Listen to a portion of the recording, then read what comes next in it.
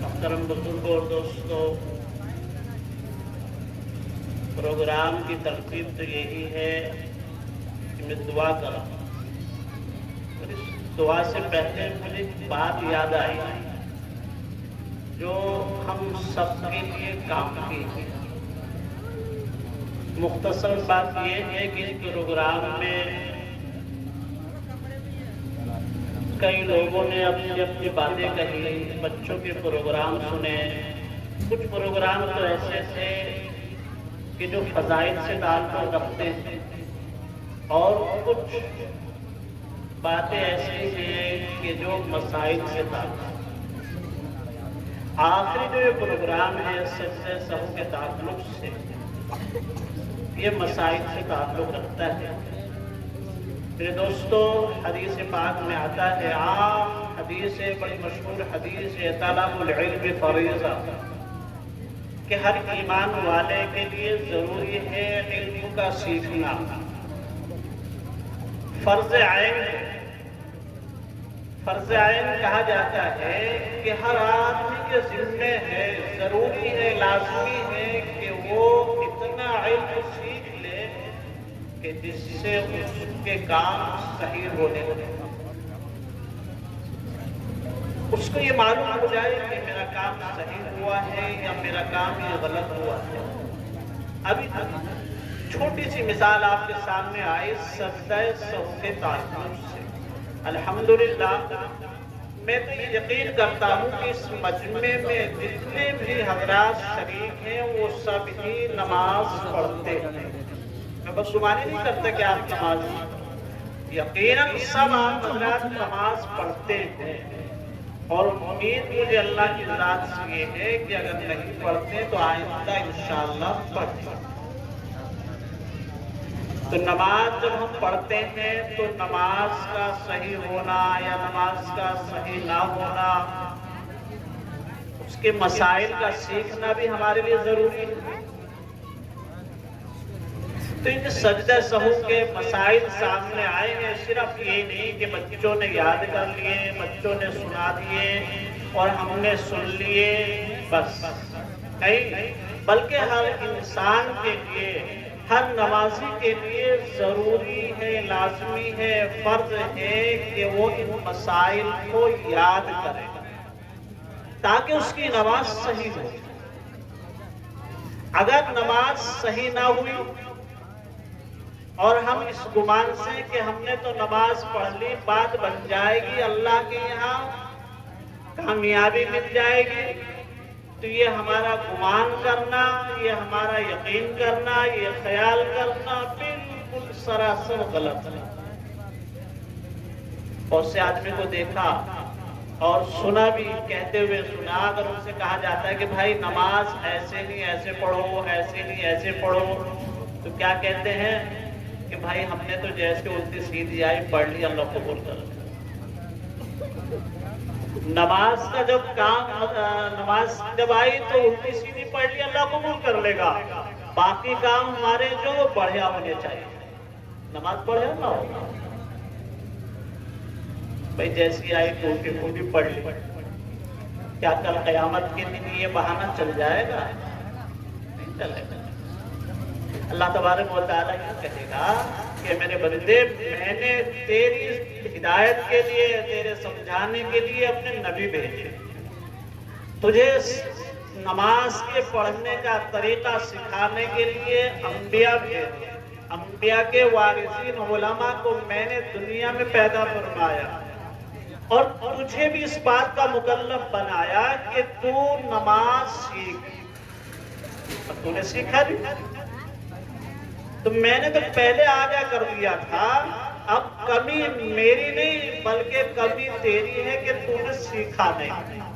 جب تو نے نہیں سیکھا ہے تو اب تو ظاہر سی بات مجرم ہے. تو اس لیے میرے بھائیوں کل قیامت کے دن اللہ تبارک و تعالیٰ کے سامنے حضوری ہو اور اللہ تبارک و تعالیٰ کی بازو سے اس کی گرفت سے ہم بچ جائیں. اس سے پہلے ہم نمازوں کو اپنی صحیح کریں. نماز کے تعلق سے جو مسائل ہیں کو سیکھیں اور سیکھ کر کے ہم نماز کو صحیح طریقے سے ادا کریں. تب توکل کریں کہ اللہ اللہ قبول فرمائے گا. تب تو بات سمجھ میں آتی ہے کہ بھائی کام صحیح کر لیا ہے, اب ہم نے حوالے کر دیا اللہ کے.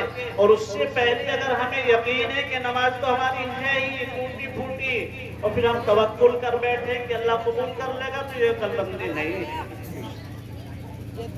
تو ہمارے لیے ضروری ہے کہ ہم نماز پڑھتے ہیں تو ہم نماز کے مسائل بھی ضرور سیکھیں, اپنے علماء سے سیکھیں. تھوڑا سا وقت اپنے مسجد کے امام سے جوڑ دیں, ان سے سیکھتے رہیں. اور اتنا کام اگر کر لیں تو آپ اللہ کے راستے میں جماعت میں جا کر کے سیکھیں. وہاں سے لوٹنے کے بعد میں آ کر کے اپنے ائمہ سے علماء سے جڑ جائیں. سیکھتے رہیں. پوری زندگی سیکھنے کے لیے اللہ نے دی. اور دوسری بات میرے دوستو, علماء مولانا محمد عمر صاحب نے فرمایا کہ دعا ہوگی. دعا واقعی عبادات کا مقصد ہے اور افضل العبادات میں سے دعا ہے. مگر میرے دوستو دعا ہے کیا؟ آپ بھی کہتے ہیں کسی عالم کے پاس جائیں گے کہ مولوی صاحب دعا کرتے ہیں. آپ کسی سے ملنے جائیں گے رخصتی کے وقت میں کہیں گے دعا فرما دیں. دعا کہتے ہیں. دعا ہے کیا؟ میرے دوستو دعا اللہ سے اپنی ضرورت کو مانگنے کا نام, بھیک مانگنے کا نام دعا ہے. آج ہم نے اللہ سے بھیک مانگی چھوڑ دی, دعا سے بالکل غافل ہو چکے. دعا مانگنا آتا نہیں, پھر اس پر یہ کہ بالکل ہی مانگنا چھوڑ دیا. آج امت اللہ کے دربار میں پہنچ کر کے رو نہیں رہی, اللہ کے سامنے گڑ گڑا نہیں رہی. آج ہم نماز بھی اگر پڑھتے ہیں, نماز پڑھی اور یہ سوچا کہ جلدی سے مسجد سے باہر جائیں, اللہ سے مانگے. روزہ رکھا, افطار کا وقت ہو گیا, دسترخوان پر اللہ کی نعمتیں سجا لی, انتظار کر رہے کب گولا چھٹے, کب مولانا اعلان کریں, اور بس کوئی اہتمام نہیں دعا کا. آج اسی وجہ سے ایمان والا پریشان ہے کہ وہ آج اپنے مالک کے حقیقی سے دور ہے, اس سے بھولا بیٹھا ہے. آج اسے اپنے کرتوتوں پر ناز ہے. وہ سب کچھ یہ سوچ رہا ہے کہ جو کچھ میں کر رہا ہوں سب اپنی طاقت کے بلبوتے پر کر رہا ہوں. یاد رکھو یہ سوچ اس کی بالکل غلط ہے. میرے دوستو پیچھے لوٹیے. راتوں رات علماء کی بات نہیں کر رہا ہوں, عوام الناس راتوں رات اللہ کے سامنے سجدہ ریز رہتے اور اللہ سے گڑ گڑا کر کے مانگتے تھے, رو رو کر کے مانگتے تھے اور اپنے مسائل کو اللہ سے حل کراتے تھے. آج ہم نے مانگنا چھوڑ دیا, اللہ کے سامنے رونا چھوڑ دیا, تو آج ہمارے سارے مسائل الجھے ہوئے ہیں. ہم پریشان نظر آتے ہیں. کسی بھی لائن میں چلے جائے, کسی بھی لائن میں چلے جائے, چاہے اولاد کی لائن میں جائے, کاروبار کی لائن میں جائے, گھر بار کی لائن میں جائے, تعلقات کی لائن میں جائے, کسی بھی لائن میں آپ دیکھیے کہ ہم پریشان نظر آتے ہیں. اللہ سے مانگتے ہیں. آقا صلی اللہ علیہ وسلم کی زندگی اٹھا کر کے دیکھو, آقا صلی اللہ علیہ وسلم کی زندگی پڑھو، سیرت پڑھو. آقا صلی اللہ علیہ وسلم کون تھے؟ جانتے ہم کہ ہمارے نبی تھے، محبوب رب العالمین تھے، اللہ کا چہیتا نبی ہے، مگر راتوں کو رو رہا ہے، گر رہا ہے، مانگ رہا ہے. صبح سے شام اور شام سے صبح تک کی جتنی بھی آپ کی زندگی ہے، کوئی عمل ایسا نہیں ہے، کوئی عمل ایسا نہیں ہے کہ جو عمل بغیر دعا کے دوسرا ہو جائے. میرے دوستو، بیت الخلا میں اگر آپ تشریف لے جا رہے ہیں، بیت الخلا بولو تو لیٹرین، پاخانہ کرنے کے لیے آپ داخل ہو رہے ہیں تو میرے آقا دعا پڑھو، اللہم انی اعوذ بک من الخبث والخبائث. دعا. آپ باہر تشریف لا رہے ہیں تو دعا پڑھ رہے ہیں. میرے آقا کھانا کھانے کے لیے بیٹھ رہے ہیں تو دعا پڑھ رہے ہیں. میرے آقا کھانے سے فارغ ہیں تو دعا پڑھ رہے ہیں. میرے آقا اگر بستر سے اٹھے ہیں تو دعا پڑھ رہے ہیں. میرے آقا اگر بستر پر لیٹ رہے ہیں تو دعا پڑھ رہے ہیں. میرے آقا اگر گھر میں داخل ہو رہے ہیں تو دعا پڑھ رہے ہیں. میرے آقا اگر گھر سے باہر نکل رہے ہیں تو دعا پڑھ رہے ہیں. میرے آقا اگر کسی سے ملاقات کے لیے تشریف لے جا رہے ہیں تو دعا پڑھ رہے ہیں، اور وہاں سے رخصت ہو رہے ہیں تو دعا پڑھ رہے ہیں. آپ کا کوئی عمل ایسا نہیں کہ جو بغیر دعا کا. کیوں دعا پڑھتے ہیں؟ دعا پڑھے اللہم انی اعوذ بک من الخبث والخبائث. کیا مطلب ہے، کیا مقصد ہے دعا کے پڑھنے کا؟ اور دعا کیوں پڑھتے تھے میرے آقا؟ خالق کائنات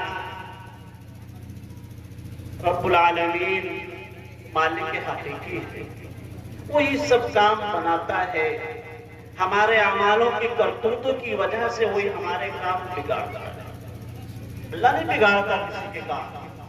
ہمارے اعمال، ہماری کرتوتیں، ہمارے اعمال ہمارے کام بگاڑتا ہے. مالک حقیقی اللہ ہے تو مالک حقیقی کو ہر وقت ہمیں یاد رکھنا ہے، ہر وقت یاد رکھنا ہے. سوتے ہوئے، جاگتے ہوئے، اٹھتے بیٹھتے چلتے پھرتے ہر وقت ہمیں اللہ کو یاد رکھنا ہے. وہی ہمارے کام بنانے والا ہے. ہمارا کام کوئی بھی اپنے آپ سے بننے والا نہیں ہے. اللہ کے وسلم بیت الخلا میں تشریف لے جاتے ہیں، اللہم انی اعوذ بک من الخبث والخبائث. اللہ کے رسول صلی اللہ علیہ وسلم اللہ سے پناہ مانگ رہے کہ اللہ اس جگہ پر کوئی بھی تکلیف دہ چیز، کچھ جنات میں سے ہو یا کوئی اور ہو جس کا خلاصہ بتا رہا ہو، کوئی بھی تکلیف دہ چیز ہے تو اللہ سے اللہ کا رسول پناہ مانگ رہا ہے. حدیث پاک میں آتا ہے اللہ کے رسول نے فرمایا کہ جو گندی جگہیں ہوتی ہیں، بیت الخلاء ہیں، پیشاب گھر ہیں، غسل خانے ہیں، ان میں جنات شیاطین کا اڈا ہوتا ہے. جب بندہ اس میں داخل ہوتا ہے تو وہ ان کو تکلیف اور غضب پہنچاتے ہیں، پریشان کر دیتے ہیں.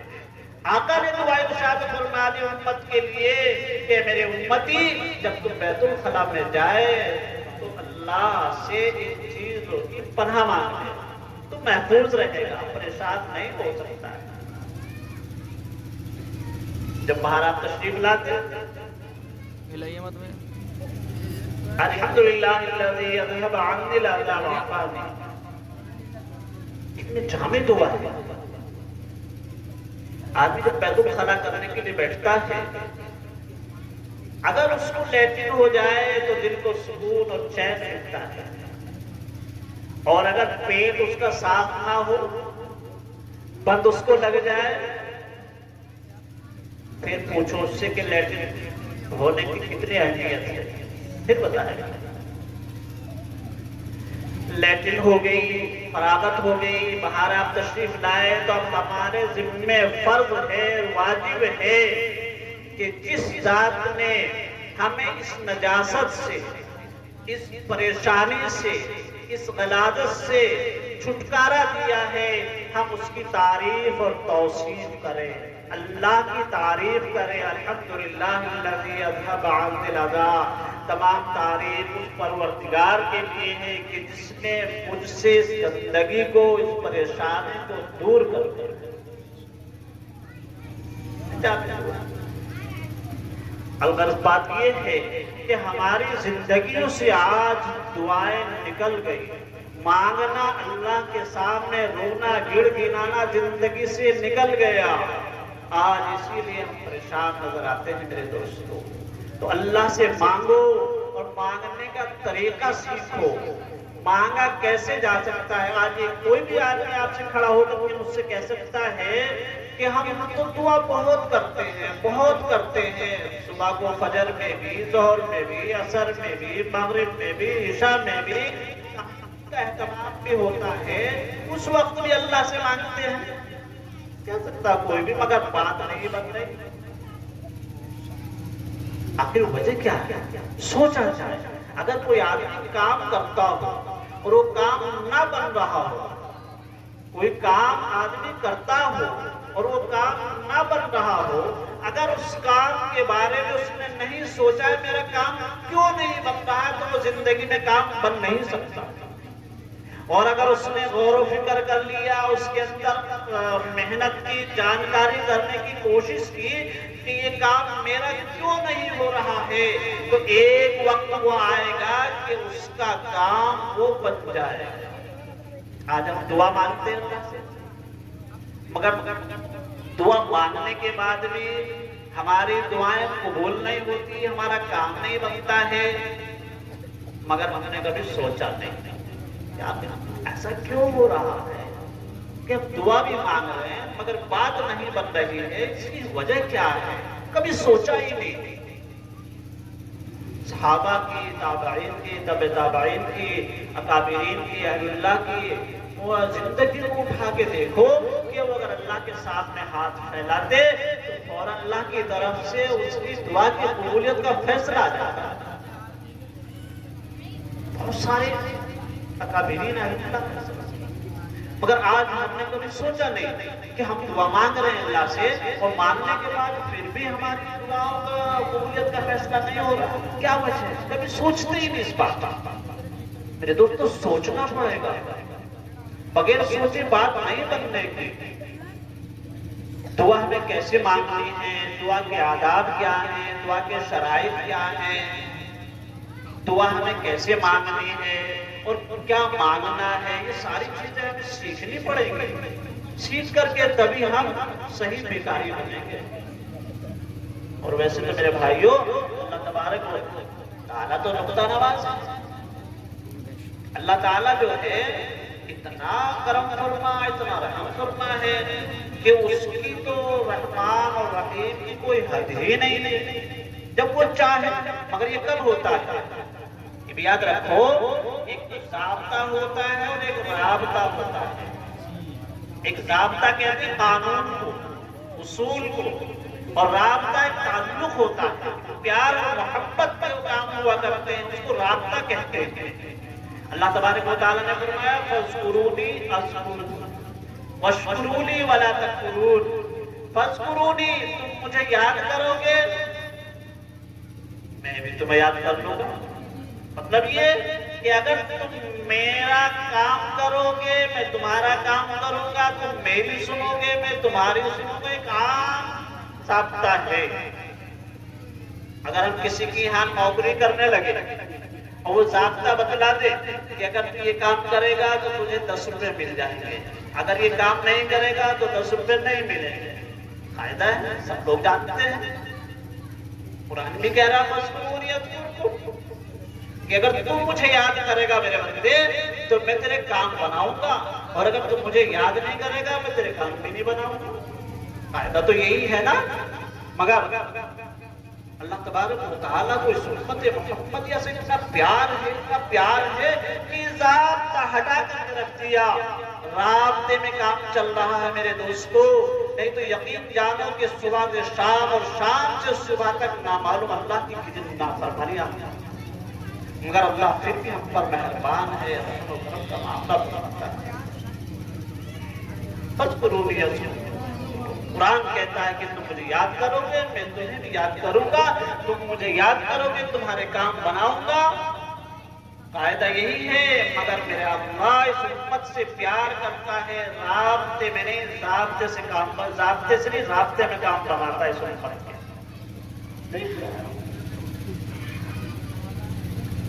ہاں، اللہ تبارک و تعالیٰ کو اس امت پر اتنا پیار ہے کہ وہ رابطے سے کام بناتا ہے.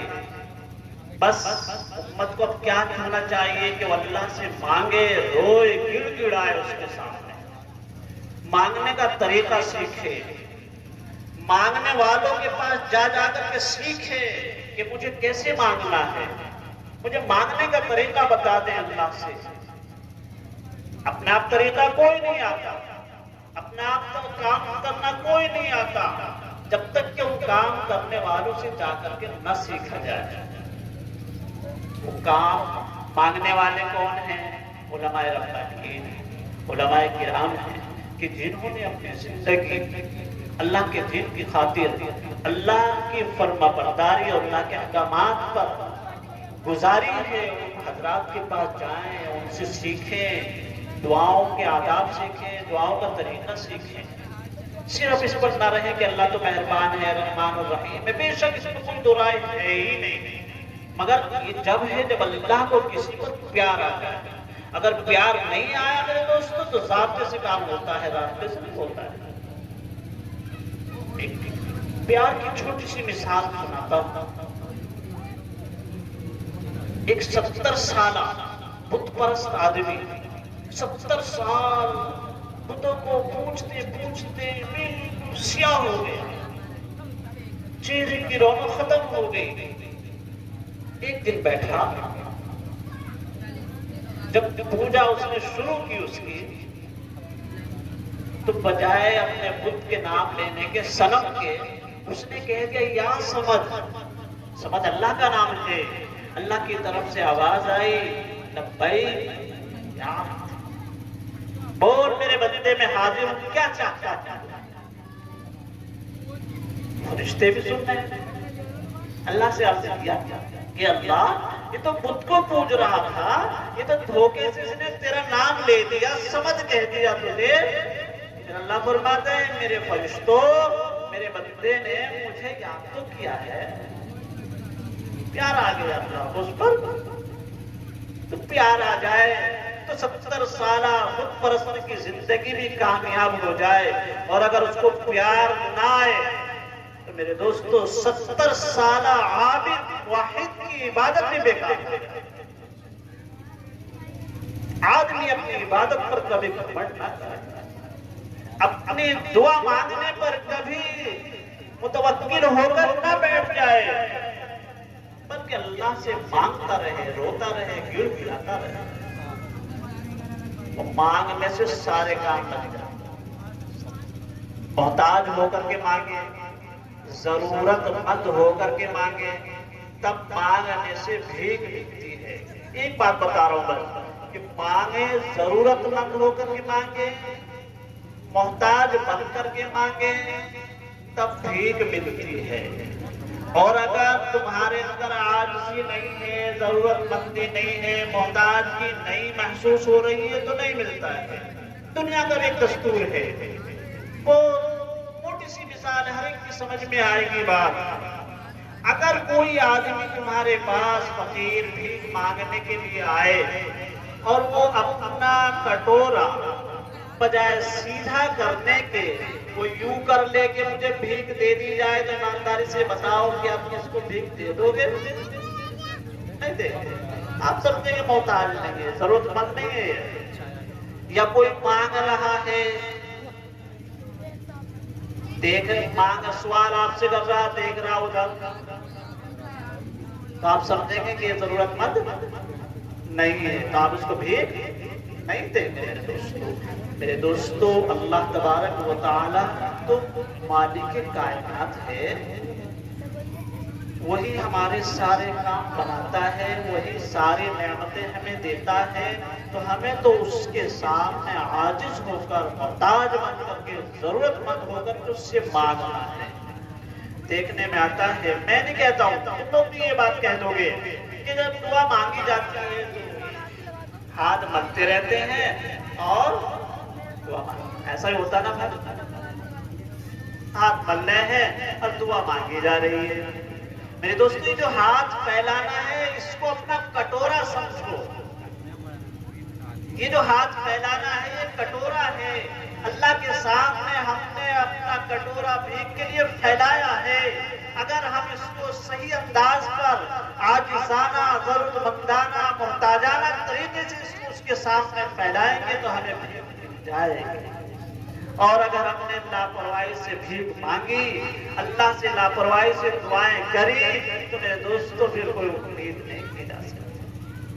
دینے والا جانتا ہے کہ یہ ضرورت مند ہے یا نہیں۔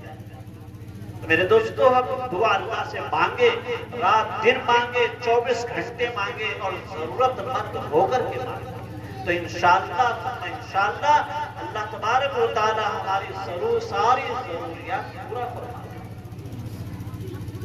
اللہ تبارک و تعالی ہمیں صحیح طریقے سے محتاج بن کر، ضرورت مند بن کر، عاجز بن کر اپنے سے مانگنے والا بنا دے۔ اللہ ہمیں عمل کی توفیق نصیب فرما دے، آمین اللہ رب العالمین۔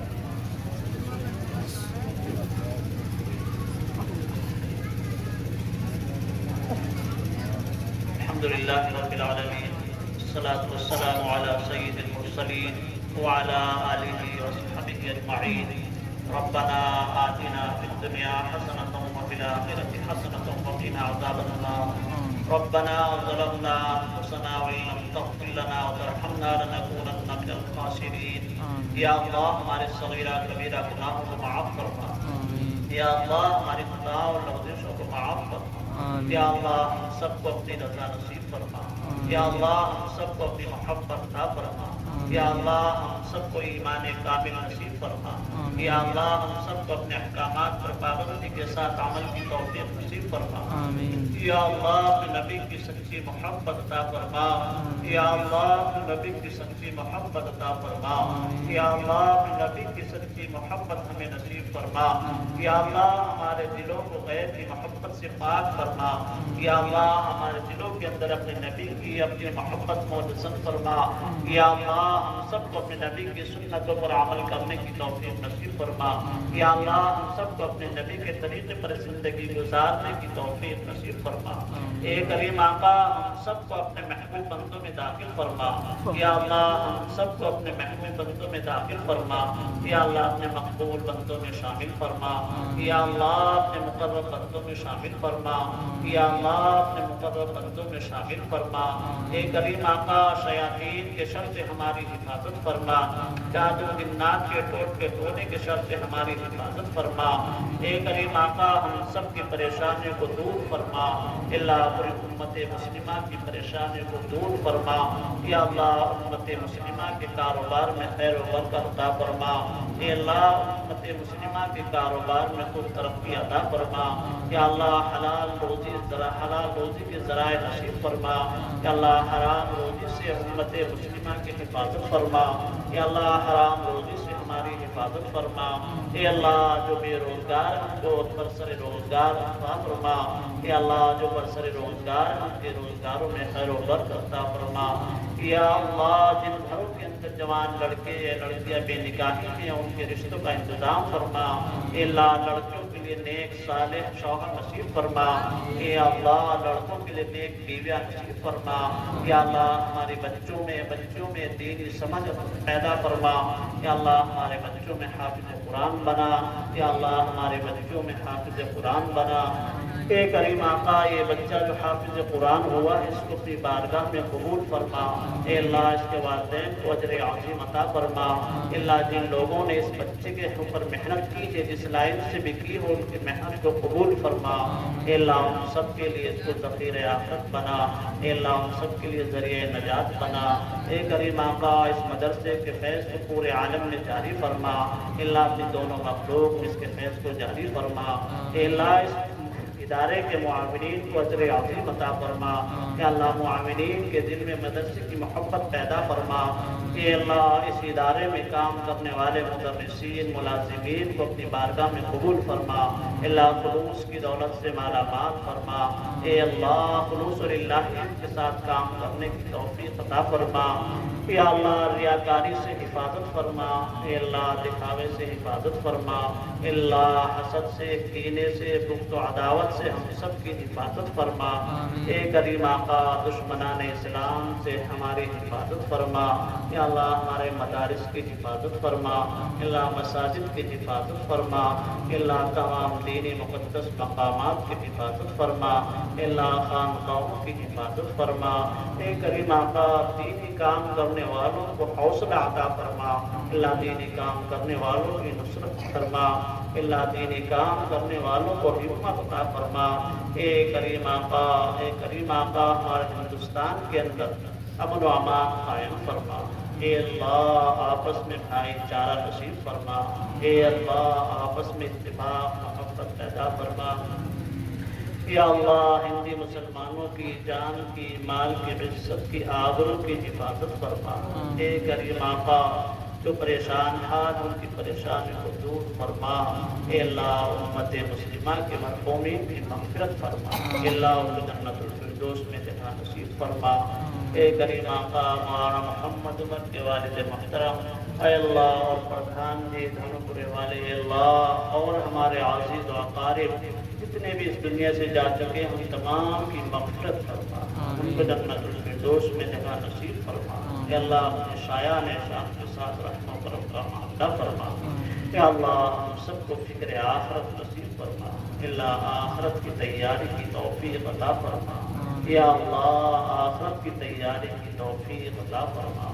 اے کریم آقا آخرت کے لیے ہمیں قبول فرما۔ اے کریم آقا دنیاوی اور اخروی کامیابیاں ہمیں نصیب فرما۔ اے کریم آقا اے کریم آقا ہر عمل جو تجھے پسند ہے ہمیں کرنے کی توفیق عطا فرما۔ یا اللہ ہر عمل جو تجھے ناپسند ہے اس سے ہماری حفاظت فرما۔ اے کریم آقا ہماری مختصر دعاؤں کو لاڈلے نبی جناب محمد رسول اللہ صلی اللہ علیہ وسلم کے صدقے میں قبول منظور فرما۔ ربنا تقبل منا انك انت السميع العليم وتب علينا انك انت التواب الرحيم صلى الله تعالى على خير خلقه محمد وآله واصحابه اجمعين۔